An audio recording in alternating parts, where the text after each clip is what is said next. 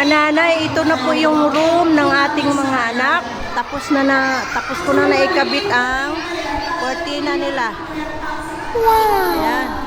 Ito na yung room nila. Ayan.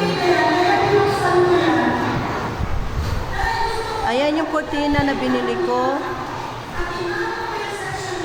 Ayan na, naikabit na. Ayan. At ito pa. Ito pa yung cortina. At ayan na. Ayan. Dalawa lang kami ang nagkabit niyan. Ayan. Ganito nakaganda ang ating room. Ayan, ang room ng ating mga anak. O, hindi na sila maaarawan kasi pwedeng ibaba yung cortina na yan. Nilagyan ko lang siya ng design.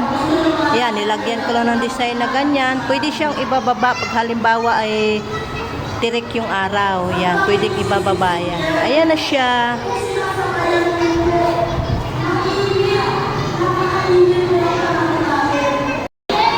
Ayan na yung mga bata, oh. Ayan na, oh. Presko, no? Oh, ayan. Ayan na yung mga bata. Ayan. Ayan na si teacher.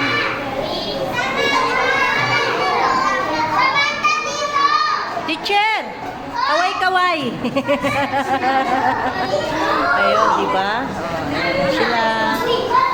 Ayan. Ang saya nila, diba? Ang ganda ng kanilang room.